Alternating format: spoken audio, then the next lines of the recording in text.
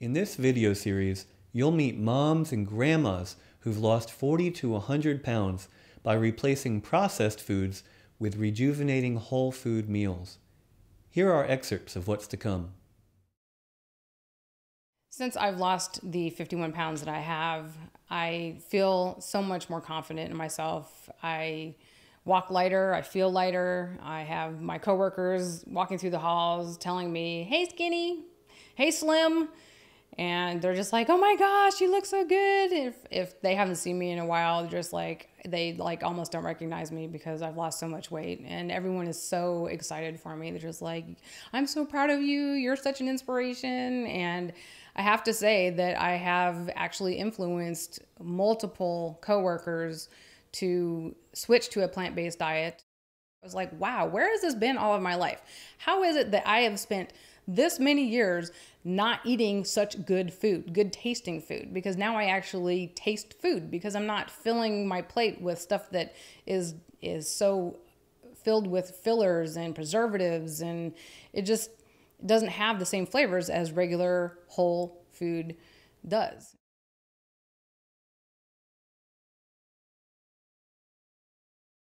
It just felt like I had a tire on me all the time, and my joints hurt, and I felt hot all the time. And sometimes I wished that I could just take a machete and cut some of this fat off of my ass and stuff like that, because I hated it so much. And then I found out about these support groups of fat acceptance, and I thought, well, maybe I could become one of those fat acceptance types, but I couldn't, because deep down I hated myself, and I hated all this extra weight on my body, because I knew that it was killing me, just as it had done to my father and other relatives. Now that I've lost 100 pounds, my life has changed dramatically. I feel really good about myself, and I am just anxious to start the day. I don't have those mood swings that I used to have, like a feeling that would just come out of nowhere, like an anger feeling or anxiety feeling or a frustration feeling. I feel more happy, more joyous, and more free. I feel more confident in myself with my relationship. And when you're really fat, you're limited with what you can do in the amorous department. But losing weight, you can do a lot more. And I'll just say that, okay? There are so many different types of grains and beans and spices and vegetables and fruits, whole grains, that you can combine them in such ways to make delicious, healthy, nutritious, and satisfying meals. Hi, I'm Trevor Justice, author of Supercharge Your Health with Whole Foods and director of the Vegetarian Health Institute. I bet you're like many of our customers were when they found us. You want to melt away body fat and return to your natural body weight, but without feeling deprived, starved, or hungry after meals. You want to have a healthy body. You want to feel sexy and confident in whatever you wear, not feel embarrassed about your looks. Well, you're in the right place. Some of my friends have struggled with their weight for years, and I've had girlfriends who beat themselves up for cheating on their diets or not being slender enough. So I know what it's like to feel insecure, ashamed, or embarrassed about your weight. That's why I'm going to show you how to fill up on delicious meals that rejuvenate your body with 40% fewer calories than the average American eats. Not by dieting, but by eating nutrient-dense foods that supercharge your health instead of dead, depleted processed foods that fatten you up and fool your brain into thinking you're still hungry. I'll also introduce you to Dr. Felicia Williams, a psychologist and author of Willpower Made Easy. She'll show you how to overcome the emotional challenges of eating better and giving up unhealthy comfort foods. Are you up for that? Okay, great. Then let me ask you a question. When you go on a diet, do you stay on it forever? Unless you have the willpower of a monk in a straitjacket, chances are you eventually go off the diet. Then you gain back the weight you lost and feel frustrated, depressed, or guilty. Maybe you beat yourself up and think, what's the use? But it's not your fault. Diets aren't sustainable, and here's why. You have to eat boring, strict, or complicated meals. You have to buy expensive pills, powders, or supplements. You have to count calories, carbs, or points. And you feel deprived, starved, or hungry after meals. Would you like to know a secret the food industry prays you never discover? Most of today's so-called staple foods are actually starving you for nutrition and keeping you overweight and hungry. For example, do you eat cereal from boxes, snacks from plastic bags, or meals from frozen packages? What's wrong with that? Well, the original whole foods like wheat berries, rice, corn, and soybeans are refined, depleted, and stripped of their nutrition. Then they're processed with unhealthy fats and oils, turning them into unnaturally rich, high-calorie foods that fatten you up and fool your brain into thinking you're still hungry. They also make you vulnerable to high blood pressure, heart disease, cholesterol, type 2 diabetes, obesity, and osteoporosis. You'll find all the research behind this in my booklet, The Secret to Being Fit Forever. It's only 15 pages of reading, and half of it is tables and pictures. Here's one chart from the booklet. Dr. Fuhrman's micronutrient scores. Dr. Fuhrman is one of America's top nutrition experts. In fact, Whole Foods Market recently adapted this nutrient scoring system. In it, he analyzes food groups and ranks them based on their ratio of nutrients to calories. He calls this ratio nutrient density. The more nutrition per calorie, the higher a food scores. As you can see, vegetables, fruits, beans, and whole grains give you the most nutrition per calorie. That's why they have the highest scores. And in this video series, I'll show you how to season these foods with rejuvenating spices and herbs that'll wow your taste buds and curb your cravings for sweets. Now, what about animal foods? Well, with scores ranging from 3 to 15, they're not the best foods for losing weight or staying fit. They have too many calories and too little nutrition per calorie. Refined grains and oils give you the least nutrition per calorie, practically zero. In other words, they make you carry extra weight, but give you little in return. They're like bad boyfriends. They fatten you up while cheating you out of the nutrients in their whole food counterparts. So you wind up fat, tired, deficient, or plagued by chronic health problems. Despite getting enough calories, your body is starved for nutrition. It literally thinks there's a famine, so it protects you by storing fat, making you hungrier, and slowing down your metabolism. The hormone responsible for these reactions is called leptin, and you'll find all the research behind it in my booklet. Right now, I'll just give you the upshot.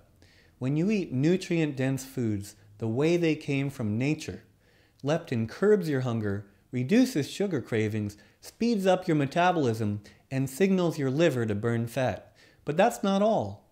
Wow, now I really sound like a late-night infomercial.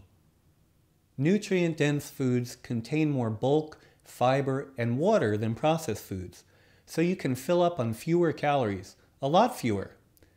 Now, can I share something personal? When I was in college, I was in a vegetarian food co-op. We cooked every meal from scratch using only rejuvenating whole foods. Now that I'm in my 40s, some of my friends have gotten heavier, and even some of my vegetarian friends don't look so great. Why? They eat processed foods or depleted flour products at every meal. But I still eat whole foods. I'm still slender, and people often think I'm 10 years younger than I am. How old did you think I was? When people ask me how I stay so slender and young looking, I tell them I eat green smoothies for breakfast instead of cereal or pancakes. I eat whole grains like quinoa instead of breads or flour products, and I get more fat from chia seeds than I do from oil. But just hearing about foods like kale, quinoa, or chia seeds, it isn't enough to help most people. They don't know how to turn these tidbits of knowledge into action. Well, that's why I created this video series. Until now, you had to spend a lot of time educating yourself to learn how to eat this way. And even once you learn how to make healthy meals, there's no guarantee they'll taste good. Well, in the upcoming videos, you'll discover an easy solution. You'll learn to make delicious meals with whole foods and season them with rejuvenating herbs and spices that'll wow your taste buds and curb your cravings for sweets. You'll learn how to satiate your hunger eating just 1,600 calories per day. That's 40% fewer calories than the average American eats.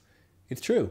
According to the USDA Economic Research Service, the average American eats 2,673 calories per day.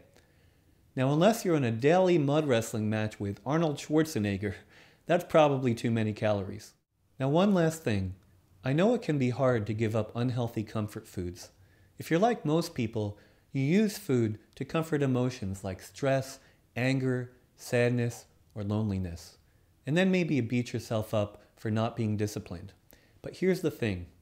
Just knowing what to eat or how to exercise, it isn't enough if you're prone to emotional eating. That's why I teamed up with a psychologist, Dr. Felicia Williams, to help you overcome the emotional challenges of giving up unhealthy comfort foods and eating better. Here she is now. Hi, I'm Dr. Felicia Williams, the author of Willpower Made Easy. If you're anything like me, you've spent lots of years of your life struggling with your weight. Between the time I was 8 and the time I was 12, I gained about 60 pounds. And at 12 years old, at 5'2", I weighed 174 pounds.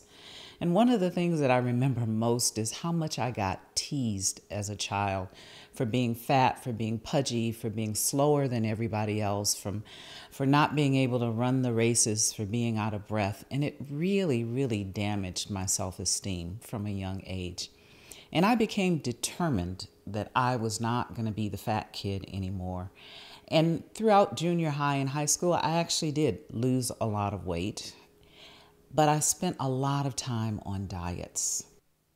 I feel like I tried every diet known to humankind.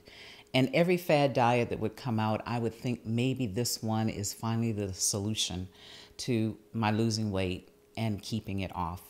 And I have to tell you, time and time again, I would watch myself sacrifice and put aside and focus on what I couldn't have and what I shouldn't have and lose the weight. And then as soon as I went back to any level of normal life, let alone whenever I had a mishap or a difficulty in my life, the weight would just always come back on. I had this dream of always wanting to be normal, wanting to be like thin people, being able to eat what I wanted and not have to worry about gaining weight all the time. And I really, really didn't understand what the key to that was until I started looking at some of the issues that were causing me to eat emotionally. Anytime you try to give up comfort foods, it can be challenging because after all, we bring comfort foods into our life to give us comfort when we're emotionally distressed or upset. And one of the really important things to learn is that we have cravings for a reason. Would you like to find out how holding on to past hurts and resentment can lead to emotional eating? Would you like to find out how some of my clients lost weight permanently by following my 3 steps to forgiveness?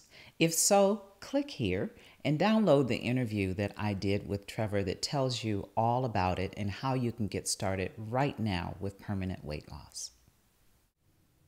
In the upcoming videos, you'll get to meet moms and grandmas who've lost 40 to 100 pounds eating this way, with no boring, strict, or complicated meals, no expensive pills, powders, or supplements, no counting carbs, calories, or points, and no feeling deprived, starved, or hungry after meals.